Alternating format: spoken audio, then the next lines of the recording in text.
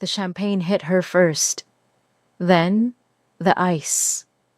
James Webb did not flinch. He stood over Imani Brooks with the empty flute still angled toward her head, watching the liquid spread dark across her royal blue gown with the satisfaction of a man who had been rehearsing this moment longer than tonight. The ice slid down her neck. Her hair clung cold to the sides of her face. 400 people inside the Bellamy House Hotel's grand ballroom stopped talking at once. The string quartet missed a note.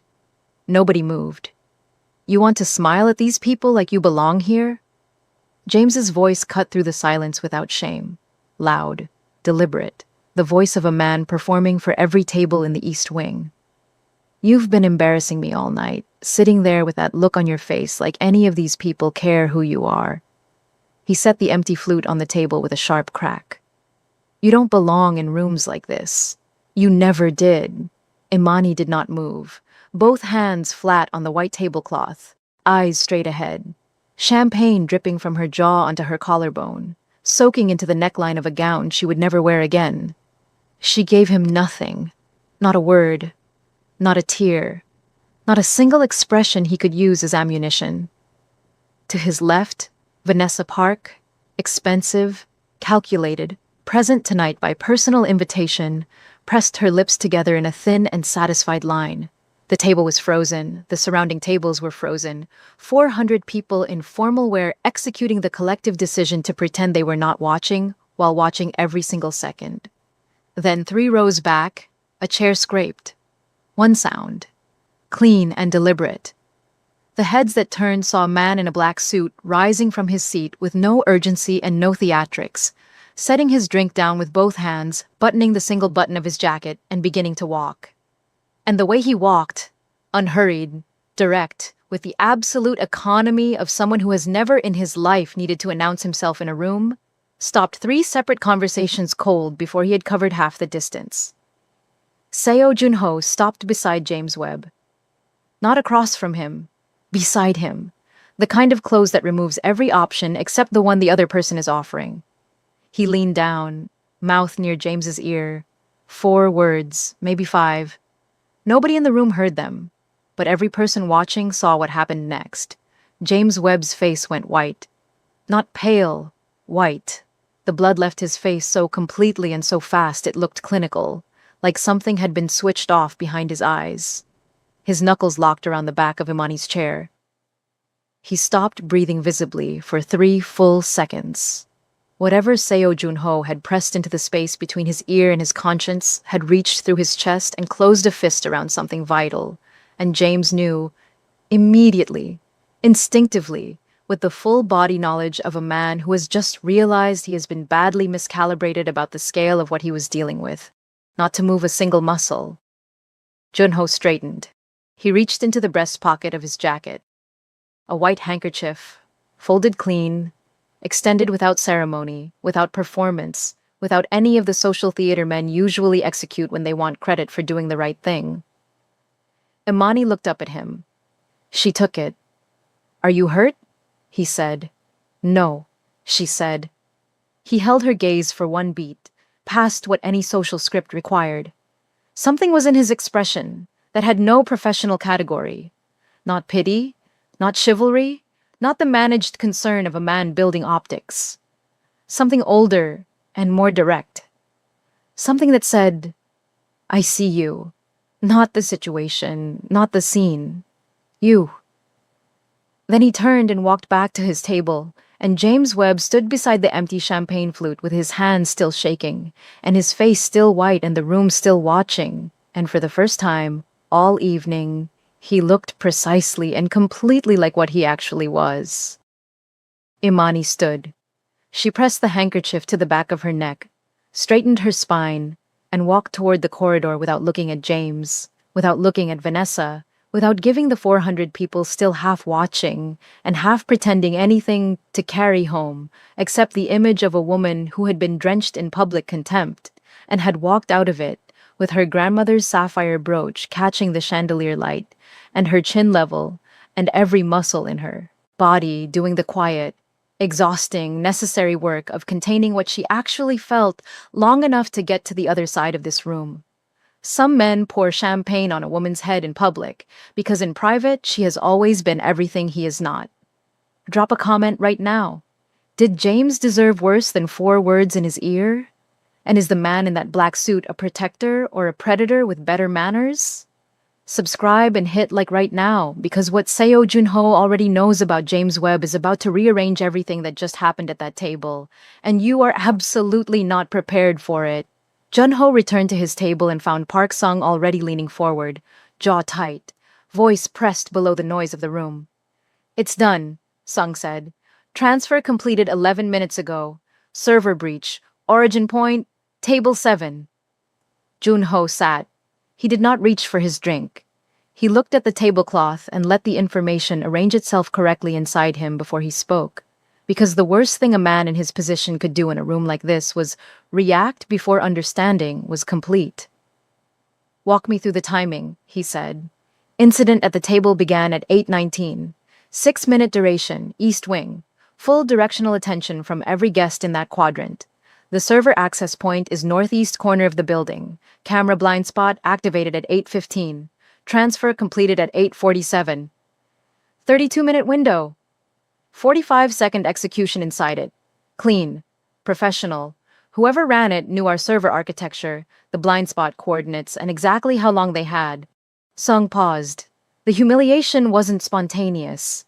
It was timed. James Webb stood over that woman in this specific room at this specific moment with precise knowledge of our systems and our seating. Junho was quiet for a moment that felt longer than it was. He used her, he said. Sung said nothing. He looked at a woman's pain and calculated how many seconds it could buy him.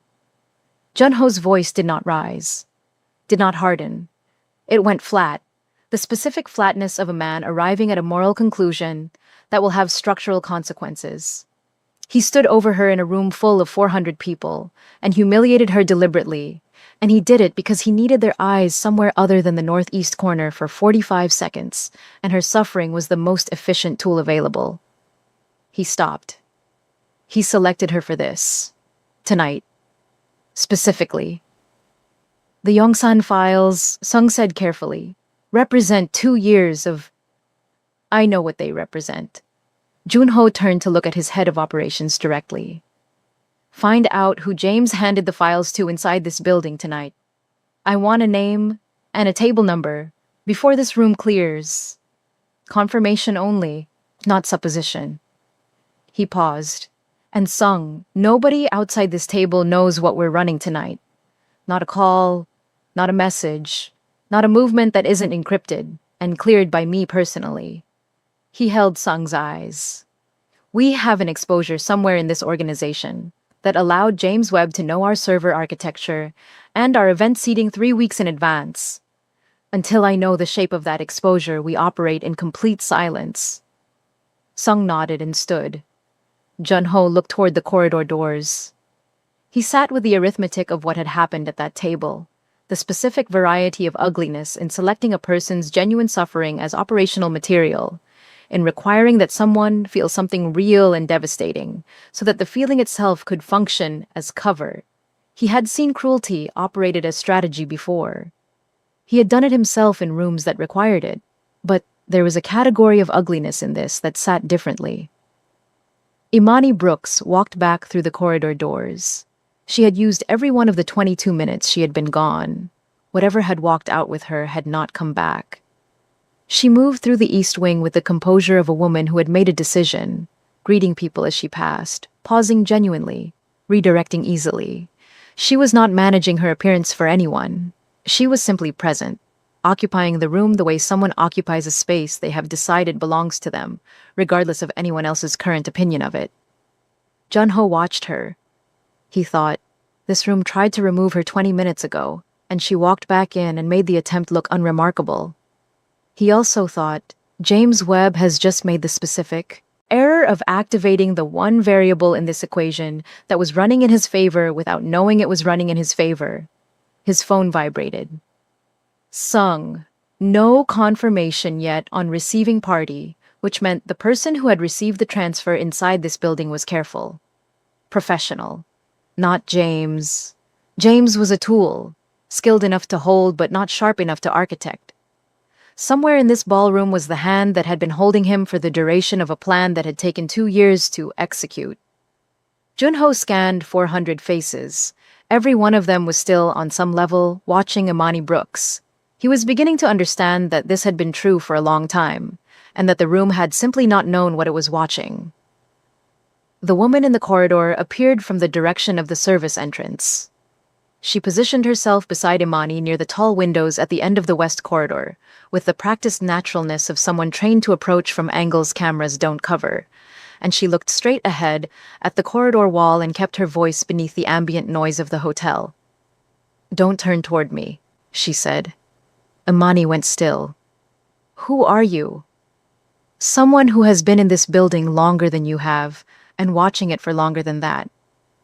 A pause. "The man who stood up for you tonight. Do you know his name?" "I don't know him at all." "Seo Junho," she said it without theatrical weight, simply a fact being transferred to a person who required it. "He runs the largest private real estate and investment network operating between Seoul and the American Southeast. He also runs other things that do not appear in the annual filings." A breath. What he did at that table, crossing a room of 400 people who all know exactly who he is, and placing himself between you and the man who just humiliated you, that was not a small gesture. In the language every person in that ballroom speaks, what he did was a public claim. Whether you received it as one is irrelevant to how it was read. "I didn't ask for it," Imani said. "I know, that is exactly why I'm telling you." Something in the woman's voice shifted by a fraction. Not quite warmth, but its immediate neighbor, the acknowledgement of a person who understands what they are about to ask of someone. Being noticed by a man like Junho and being protected by him are not the same thing. As of tonight, you are a point of interest to every competing faction in this city, with a reason to want leverage over him. 3 such factions are in this room right now. She paused. "Here is what you need to hear. The man you came with has debts to the SAO organization he cannot repay with money. He brought you here because you are carrying something, and I mean this literally, in that bag, that is worth more to the people running him than any monetary debt. Something they have been patient enough to spend 2 years positioning access to." Another pause. "Something you have been carrying out of habit, the way your father taught you, without knowing its value." Imani felt her grip shift on the bag before she had consciously decided to move it. "What am I carrying?" she said. "That," the woman said quietly, "is the question you should have been asking for 14 months. She smoothed the front of her dress. "Go back into the ballroom. Don't run. Don't confront James. Open that bag and read everything in it with the attention it deserves." She began to move. "And Imani, the man who gave you that handkerchief is complicated, but there are different kinds of complicated. Make sure you know which kind you are standing in front of before you decide what to do about him." She was gone before Imani could respond. The corridor absorbed her the way corridors absorb everything, without trace, without evidence, without a witness except the weight of what had been said. Imani stood at the window for 4 seconds. Then she opened her bag.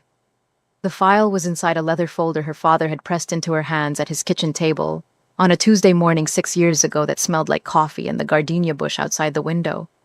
"Keep this with you," he had said, "not because anything in it makes sense to you right now, because one day the room you're standing in will make it make sense, and you'll need it to be within reach." She had kept it with her to every professional event the way she kept business cards and a backup. Charger, habitual, undramatic, present without being examined. She opened it now and read the header with full attention for the first time. Memorandum of Understanding, SEO Holdings International, Brooks International Trade Facilitation, September 17th, 2003. She read the 3rd paragraph, then the 4th. By the 6th, she had to stop and breathe. Her father had spent 3 years in the early 2000s quietly building the legal infrastructure that allowed SAO Holdings to establish legitimate commercial real estate operations on American soil. He had done it through his network, the invisible architecture of trust and relationships and introductions that he had always described as more valuable than money because money could be spent and this could not. He had opened doors, made calls, placed people in rooms, taken no credit, asked for no visibility. In exchange, the memorandum designated the holder and all legal heirs of David Brooks as a standing protected interest of CO Holdings in perpetuity, on the family's honor. She stood in the West Corridor and understood every single thing that had happened in the last 2 years. Not a relationship failing, an operation running, every question James had ever asked about her father, every offer to help her sort through the estate documents. Every night she had attributed to his emotional unavailability that was simply an operative completing the task. She had been managed for 24 months by a man who had never felt a single genuine thing about her and had seen from the first conversation an asset to be positioned near a document he needed to reach. The anger that rose in her was not the loud kind. It was the cold kind, the load-bearing kind, the kind that does not express itself as screaming but as absolute clarity about what must happen next. She had spent her entire adult life learning to transmute this specific anger into precision. Tonight, it would be the sharpest instrument she had ever held. She put the file back in the bag. She walked back into the ballroom. James watched her cross the room, and something moved through his face. Not guilt, but recalculation.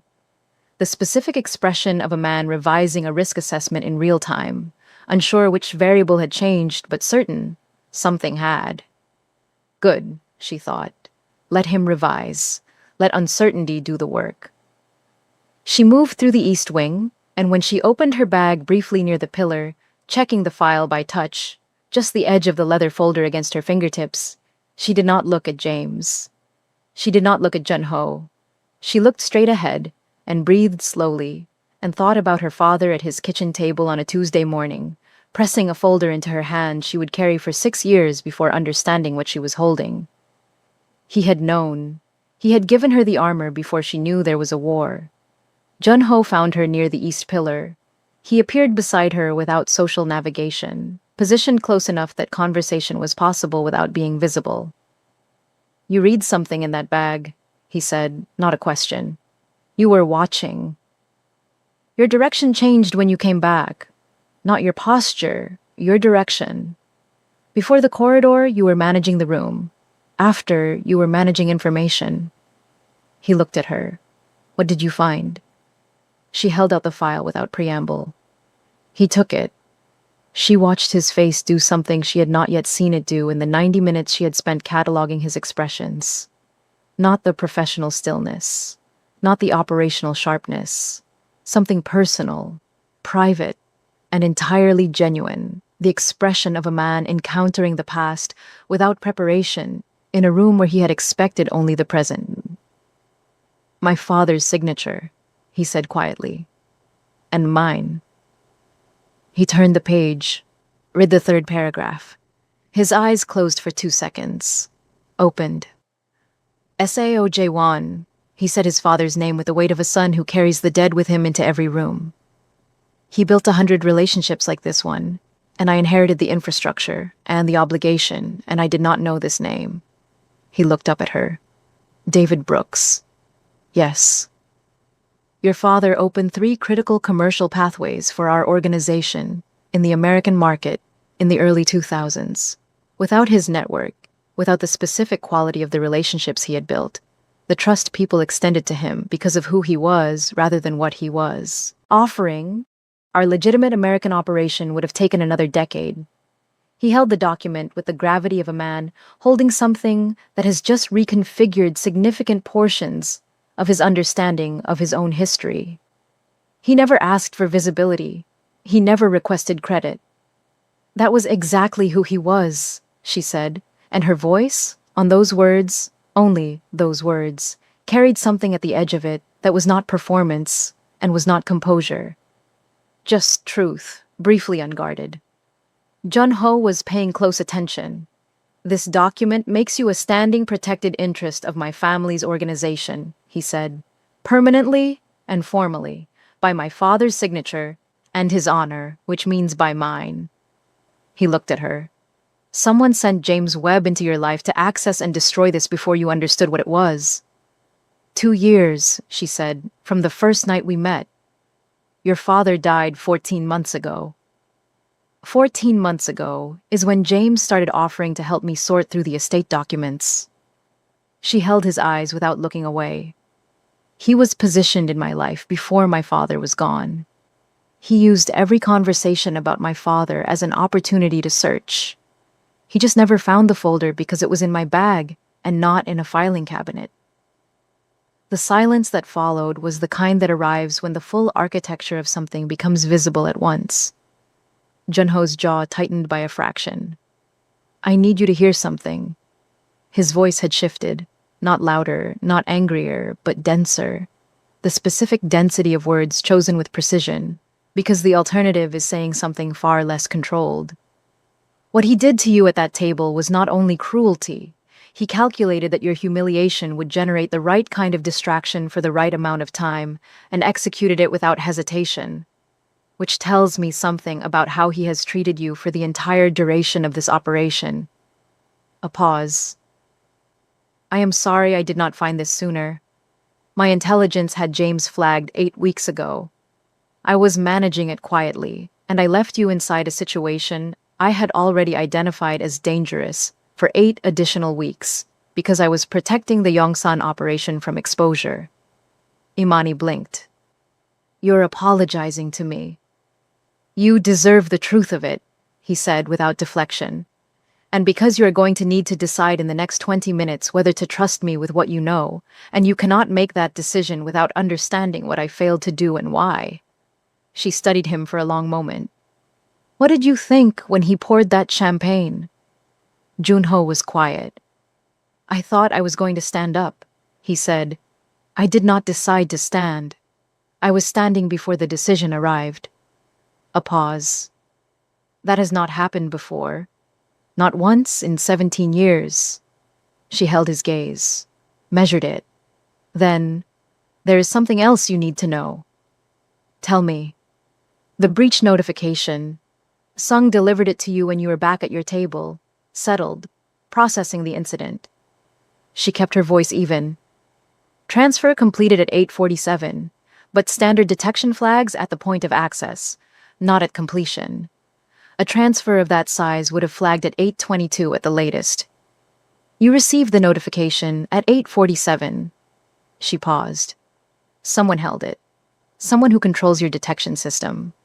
Someone who needed you calm and inward focused before you received the information, so they could be the person sitting beside you when you read it and manage exactly what you understood and in what order."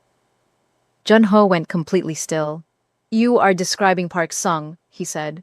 "I am describing whoever sent you that notification," she said. "You know your own people." He looked across the ballroom. Sung sat at the table with the focused diligence of a man running a complex problem, which was exactly what he always looked like, which was exactly what had made it function. Something moved through Junho's face briefly. Brief, clean, and terrible in the specific way betrayal from proximity is terrible. Then it was contained. But she had seen it. 3 full seconds of a man standing inside the collapse of 11 years of trust, making no sound because the sound would confirm it was real. "He knew about the document," Junho said. "He opened the founding era files with you," she said. "He knew what the connection between your families meant. He gave James everything, your server architecture, your seating arrangements, the Yongsan timeline, the detection delay." She held his eyes. "He built the entire operation from the inside." 11 years, Junho said. She did not soften it. Some truths do not become lighter with softening. They simply transfer the weight to the person doing the softening, which was not something she was willing to do to herself or to him. "What do we do?" he said. She registered the pronoun, filed it. "Document first," she said. "Register it publicly tonight with a press notation. Once it's on public record before James files anything, the legal posture reverses completely. They would be challenging a recorded MOU between 2 family businesses with 20 years of documented activity, in full public visibility, against a clean paper trail. No one running a shadow operation initiates that proceeding voluntarily." She paused, then Sung, then James. "In that order," he said, "in that order." He reached for his phone. "If you think Park Sung deserves the word traitor after 11 years of sitting at that man's table, say it in the comments. And if you think any man who accepts that kind of access and that kind of trust, and then hollows it out from the inside is something much worse than a traitor, tell me what you would call it instead. Subscribe and like this video right now because we are at the exact midpoint of this night and the woman holding this entire story together is about to be cornered by the one person who still thinks he has a card left to play. James Webb cornered her before Junho had finished dialing. He appeared at her left side from the direction of table 7, and his hand closed around her elbow with the firm grip of a man who had always confused physical access with authority. "We need to talk," he said, low, compressed, the words thinned by what was running behind them. "Let go of my arm," Imani said. He loosened fractionally, but held. "Not here." "Yes, here." She did not pull away. She went still, not from helplessness, but from the deliberate choice of a woman who understands that stillness in a public space is its own form of power. "You have my full attention, right here, in this room, where everyone who needs to see this conversation can see it." His jaw tightened. "You have been talking to him." "I have been talking to many people. It's a networking event." "Don't perform that for me." Something frayed at the edges of his voice, the character he had been running for 2 years beginning to fragment under the specific pressure of everything going wrong simultaneously. "You don't know what you're walking into. Junho doesn't help people, he acquires them. He saw an opening at that table and he took it, and you are standing there looking at him like he's—" "James." Her voice was quiet and completely steady. "You poured champagne on my head in front of 400 people. Whatever concern you are now performing for my well-being, I need you to hear how that sounds." He stepped closer. The grip tightened. "I have documentation on his organization. Financial trails, regulatory exposure, the kind of material that the right people would find extremely interesting. If he makes a move against me tonight, if either of you does anything that disrupts what I have in motion, I will use every piece of it." "Is that a threat?" "It's a guarantee."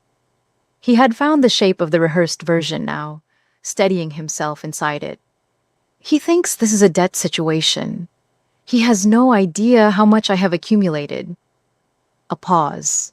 Then, with the precision of a man releasing what he believes is his final and most devastating card. "And I know about the document. I know about Seo Holdings. I know about your father's agreement with the Seo family. And I know what you have been carrying in that bag every single time you walked into a room with me for 2 years. And so do the people I'm working with." His voice dropped. "If that file surfaces through Seo Holdings' legal team tonight, we will contest it. 3 years in proceedings. Your father's name in every filing, everything he built, every association he had, everything he was and everything he left behind dragged into a legal process that will outlast this evening by a considerable margin." Imani went completely still. Not from fear, from the cold that arrives when someone threatens something sacred. The specific cold that comes when you understand that the man standing in front of you calculated, deliberately, and well in advance, that you loved something too much to defend it against him. "You would use my father's name," she said. He looked at her without flinching. "I would do what is necessary." She looked at him then, fully, with the complete force of everything she actually knew, and every instinct she had suppressed, and every grace she had extended that had been received not as generosity, but as resource. She looked at all of it from the correct angle, through the correct information, and she felt something happen in her chest that was the last version of whatever feeling she had ever had for this man. Not devastation, not heartbreak, not even anger, just the clean final closing of a door that had been held open too long. "James," she said quietly, "I want you to listen carefully."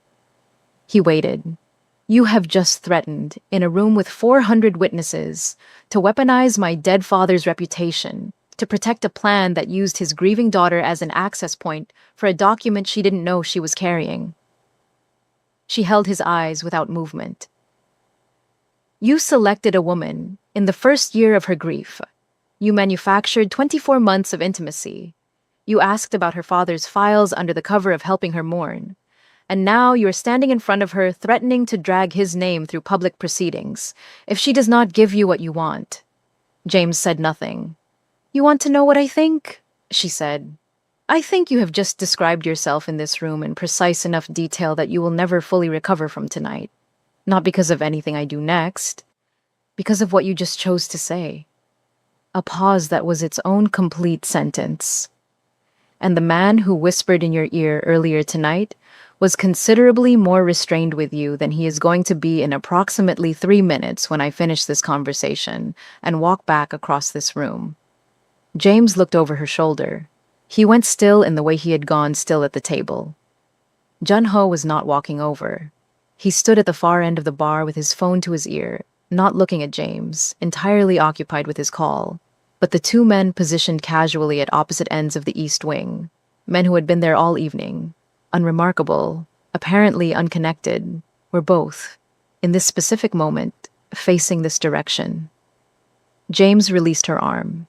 He smoothed the front of his jacket with both hands, the unconscious gesture of a man whose character has become unavailable to him and whose hands don't know what to do with the vacancy. And he turned and walked back to table 7. Amani exhaled once. She touched the sapphire brooch at her collarbone. Her grandmother's, the deep blue that had been present at every moment she had ever been required to stay standing when the most natural thing in the world would have been to fall. She was still wearing it. She turned and walked back toward Jun-ho. A man who courts a grieving woman, uses every question about her dead father as a search, and then threatens to drag that father's name through public proceedings when it stops being useful. There is no word in the English language built to hold all of that. I want you to put yours in the comments, like this video. Subscribe, because what Imani Brooks does in the next 7 minutes is the reason this entire evening existed. Jun-ho ended his call as she reached him. What did he say? His eyes moved across her face with the efficiency of a man reading a full situation through the person who just walked out of it. Everything. She set her bag on the bar. Regulatory threat. A file he has built on your financial trails. Exposure material he believes would interest the relevant agencies. A bluff on the regulatory piece, he said. Yes. Your legitimate operation is compliant by design. She held his eyes. The legal threat against the document is not a bluff. He has the infrastructure to tie the MOU and proceedings long enough to make the Yongsan timeline unworkable.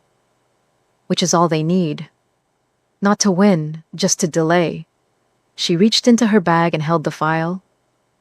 Your legal team, where are they based? Seoul.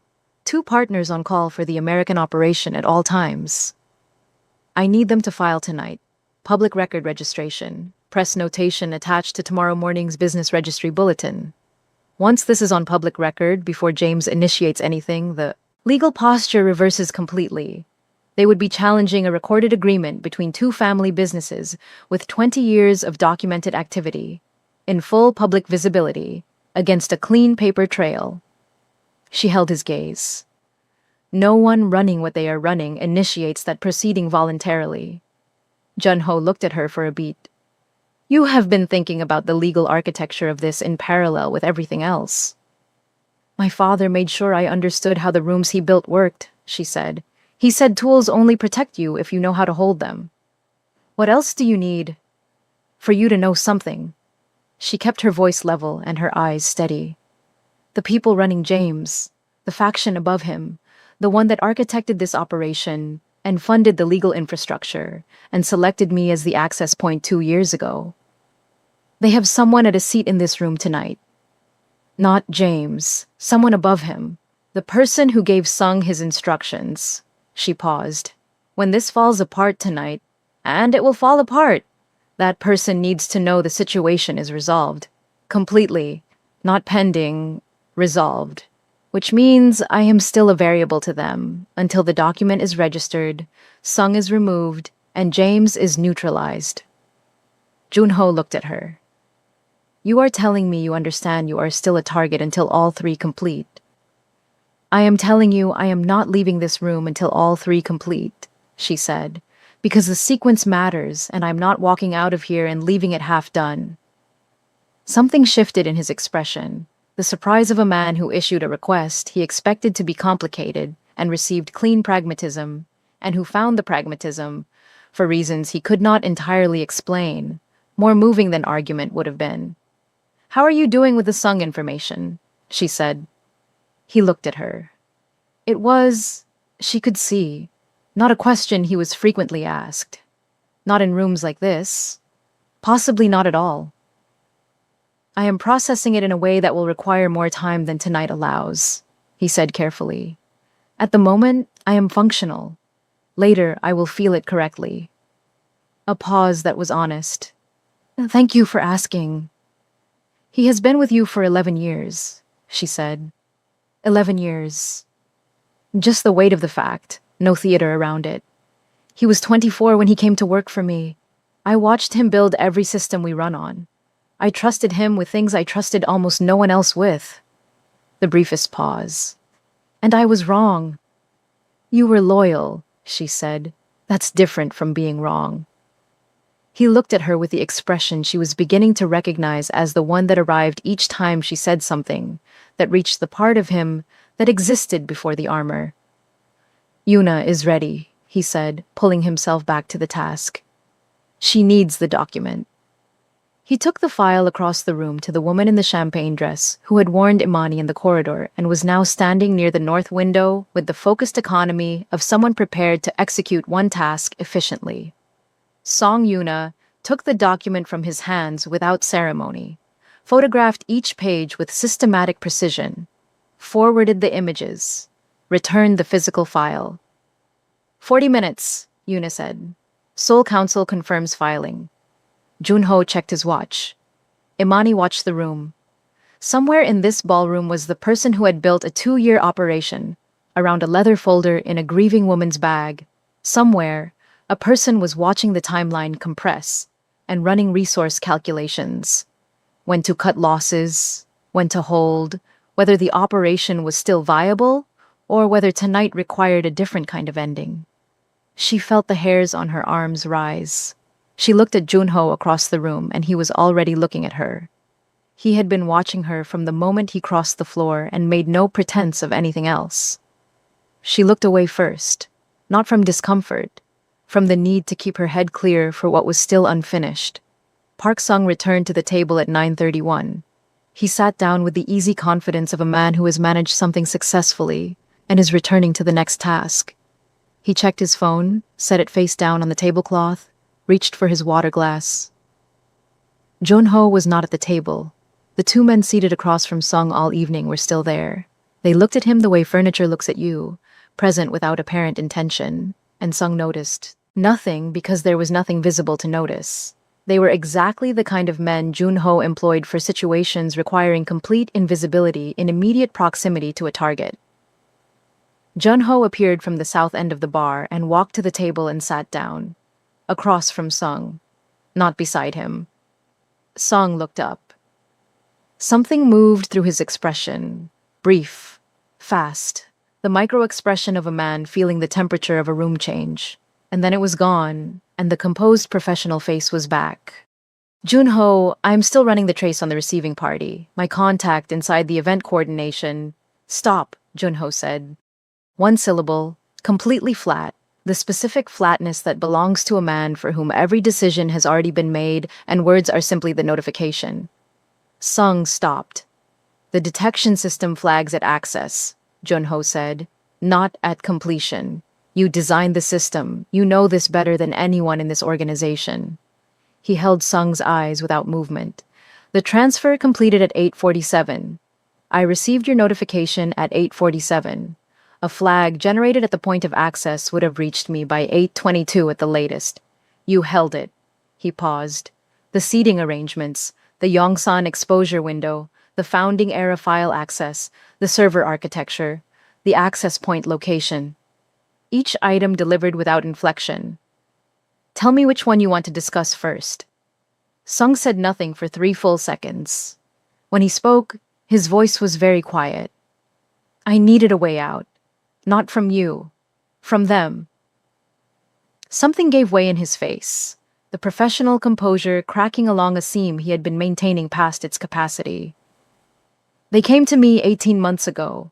They knew about my brother's business, the exposure he had accumulated, the kind that doesn't resolve quietly. They offered to make it disappear. He looked at the tablecloth, in exchange for access. Junho looked at him. "You had 18 months to tell me," he said. "I know. 18 months of knowing what they were building inside my organization and choosing not to speak. I told myself it would stay contained, that I could manage what they accessed, that I could hold a line." He stopped. I could not hold it. It grew past every boundary I set.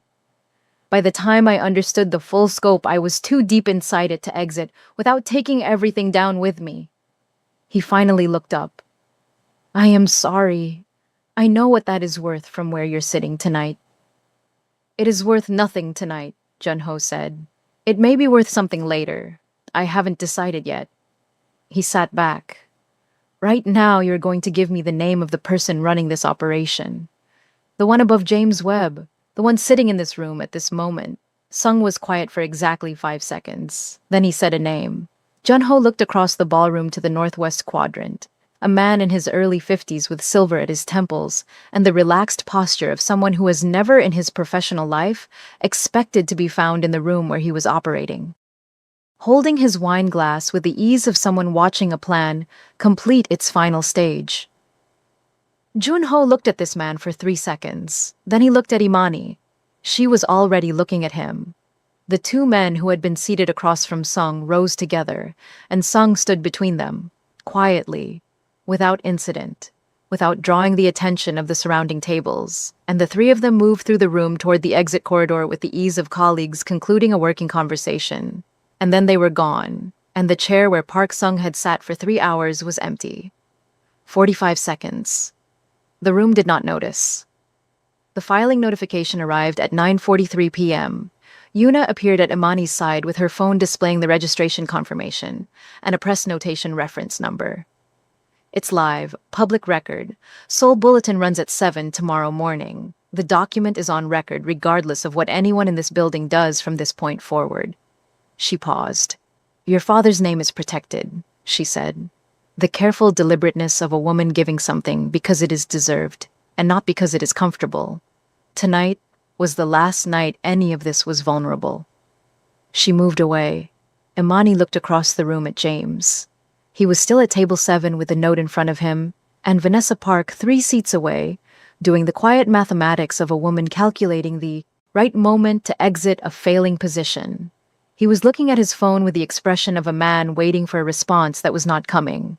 The people he had been working for, the faction that had placed him in her life and funded the operation and expected the document delivered tonight, had gone silent. Their architect inside Junho's organization had just been removed from the building. The operation had no center.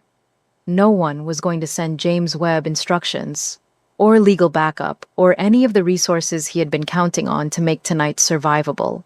He was sitting at table 7, watching everything he had built on the foundation of a woman's grief dismantle itself in real time. Imani crossed the room. She stopped in front of his table. James looked up. "It's registered," she said. "Public record as of 9:43. Your legal team has already been notified through SIO Holdings Council." She held his eyes. "Whatever they told you they could do, contest it, delay it, create proceedings long enough to damage the Yongsan timeline. It requires initiating a public challenge to a recorded MOU between two family businesses with 20 years of documented activity. Ask them if they want to do that. Right now, call them." James looked at his phone. No new messages, no missed calls, nothing. "Ask them," she said again. He looked at her. At the phone. At Vanessa, who was looking somewhere else entirely. "James," she said, not with cruelty, not with triumph, with the clean, level tone of a woman delivering a final communication to someone she has already stopped being angry at, because anger requires continued investment, and she was finished investing anything in James Webb. "Walk away from this table tonight, while walking is still the only thing required of you." James Webb looked at Imani Brooks. He looked at her the way you look at something when you understand, completely and too late, exactly what you have thrown away. Not because you have lost it, but because you have finally seen it in the correct light and understood what it actually was. Not a resource, not an asset, not a position or an access point or a decoy to deploy at the moment of highest operational need. A person, someone who had extended 2 years of genuine grace to a man who had never deserved a single day of it, who had managed her grief as a tool and her trust as an opening, who had been present for every conversation about her dead father while treating those conversations as cover for a search. He stood. He put on his jacket. He picked up his phone. He said nothing. There was nothing in his vocabulary built for this specific moment, and he had enough remaining intelligence to understand that anything he produced now would only make it worse. He walked toward the exit. Vanessa Park watched him go, looked at her own phone, stood, and followed. Neither of them looked back. Table 7 was empty. Jun-ho appeared beside her. "He's gone," she said. "Yes." "The man in the northwest quadrant," she said. "Being managed," Jun-ho said, quietly and finally. She nodded, looked down at her bag, then at the room, the ballroom continuing its formal evening around the shape of everything that had happened inside it, 400 people adjusting their understanding of the night without knowing the full picture of what they were adjusting to. "You ended it," Jun-ho said. "I walked over to his table and I closed it," she said. "Some endings only mean something if the right person delivers them." He looked at her for a long moment. "My organization would not have survived this evening intact without you. The document, the filing sequence, Sung, none of that was in any plan I had when tonight started." He paused. "You walked in as someone else's target, and you left as the person who decided how it ended." "I walked in as my father's daughter," she said. "Everything I did tonight he taught me." Jun-ho was quiet. "I would have liked to know him," he said. Something happened in her chest at that. Not grief exactly, because grief is the absence of a person, and this was the presence of someone honoring the absence, which is a different and warmer and more complicated thing. "He would have liked you," she said. "He always respected people who moved before strategy could stop them." The almost smile, more visible this time than any version before it. Song Yuna stopped her near the edge of the bar 15 minutes later. She looked at Imani with the careful completeness of someone conducting a final assessment. "I told you to be careful of him when we spoke in the corridor." "I remember. I'm not telling you that now." Without preamble, without softening. Just information, delivered clean. "He is not easy. What he is completely. The loyalty and the protection and the difficulty are all fully present all of the time, and none of them are negotiable. That is not a comfortable arrangement." She paused.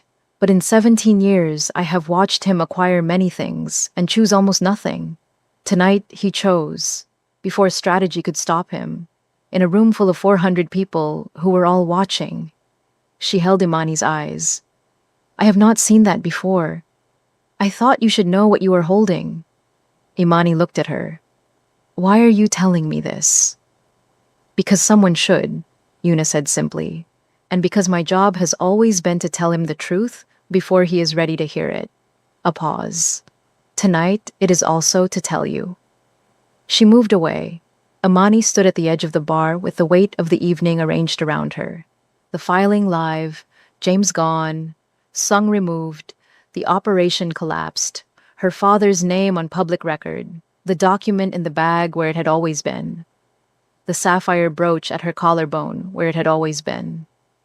Jun-ho found her 10 minutes later near the corridor entrance. "I need to ask you something formal," he said. "Ask." "An advisory role inside the organization. Direct, without social architecture. The same as everything he had said to her all evening. Formal title? Formal compensation? Standing that reflects what you actually bring to every room you enter. The role my father's agreement with your father should have generated for you long before tonight." He paused. You identified my most trusted lieutenant as a compromise, sequenced the legal strategy under time pressure, and closed the operational threat at that table without creating a scene that would have cost both of us something we couldn't recover. He held her eyes. I do not have anyone who does what you do. I want to. She held his gaze. I have terms. I expected nothing less. Equal standing, not consultant, not advisory title that qualifies the seat. A seat that reflects what I contribute. She watched his face. Autonomy over my own network.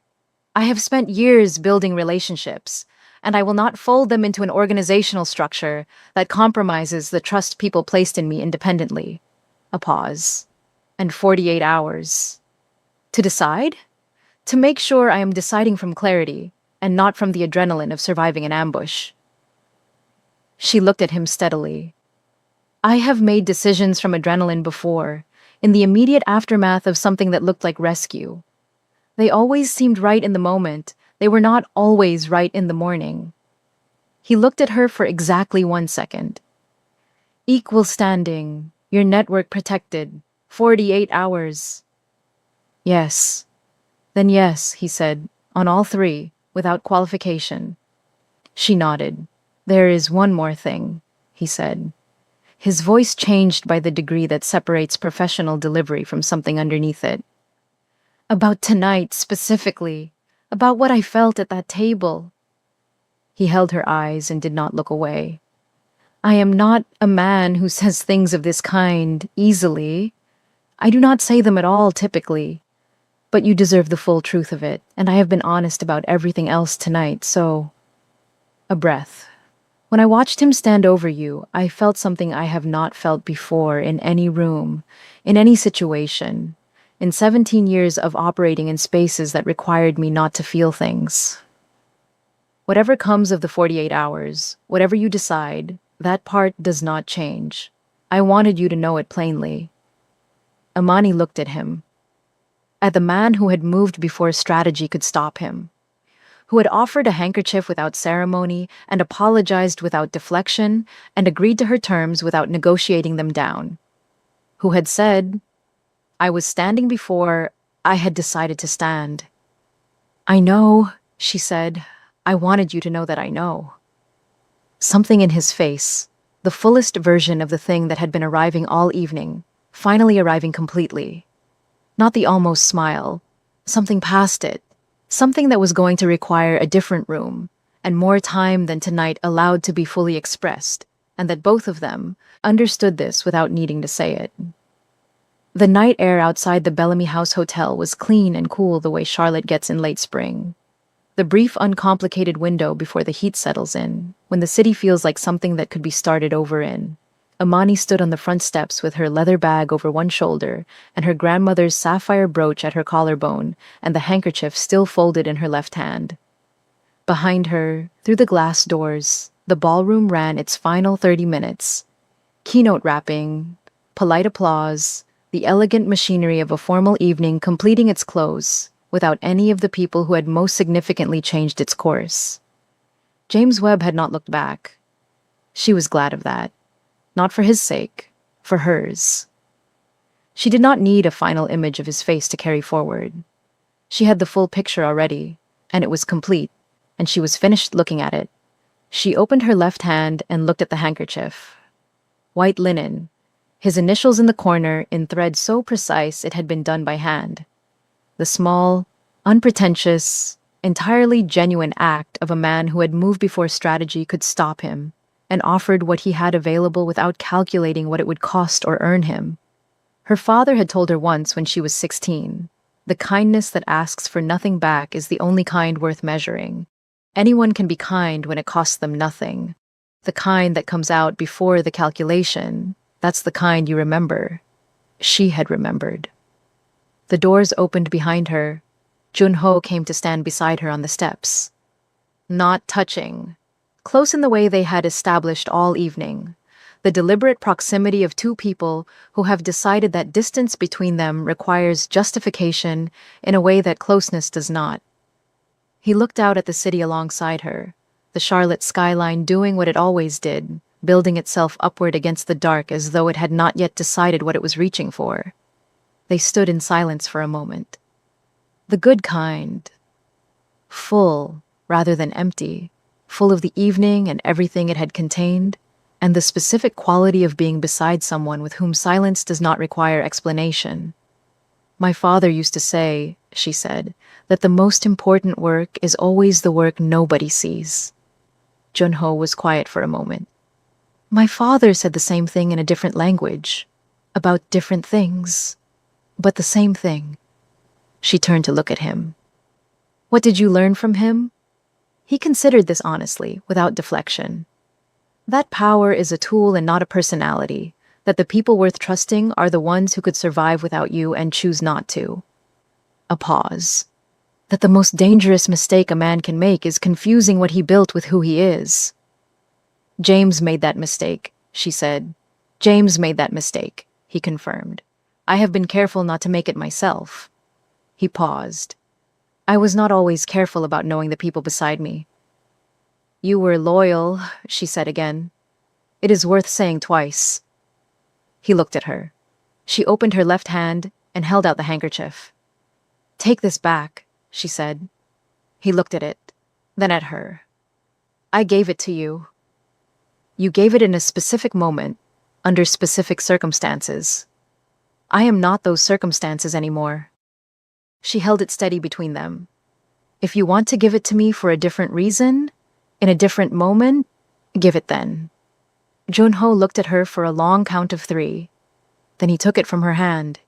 He held it for a moment, looked at it, said nothing, and then folded it carefully and put it back in the breast pocket of his jacket, the same pocket he had taken it from at the beginning of all of this, and something crossed his expression that was not the almost smile, and was not the unguarded grief, and was not the professional stillness.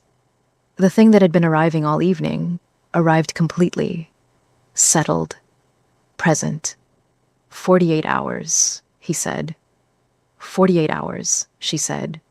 She walked down the steps, not away from him, toward what came next, which was a different direction entirely, toward the life she was going to build from this point forward, with her father's document on public record, and her name on a filing that said she was not available to be managed or positioned or used as cover while someone else ran a plan through her grief, toward the version of herself that had always been the most important person in every room she occupied and had simply, finally, been recognized as such. The sapphire brooch caught the last light from the hotel entrance as she descended. Junho watched her go. He watched until she reached the bottom of the steps and turned toward the street, and the city absorbed her, quietly, without announcement, into the ongoing and the permanent, the way it absorbs all its most important people. Then he reached into his breast pocket. He held the handkerchief in his hand. He looked at it for a long moment, put it back, turned and walked inside. Whatever 48 hours contained was going to require him to be everything he was and nothing he was not. And that was standing in the entrance of the Bellamy House Hotel with the string quartet, finishing its last movement inside, and the Charlotte night open and beginning outside. Enough. More than enough. It was, in fact, the entire point. Now, I need every one of you in the comments right now. Fire emoji if you think Imani walks back through that door at hour 47 and says yes. Ice emoji if you think she uses every single one of those 48 hours and negotiates 4 more terms before she does. And the people who think she should have kept that handkerchief and never given it back, you already know who you are, so say it. Subscribe if this story made you feel something real tonight. Like this video if Imani Brooks is everything. Share this with someone who needs to hear the story of a woman who was underestimated so precisely and so completely that the underestimation became the exact thing that set her free. She was quiet. She was always quiet. That was always the entire point.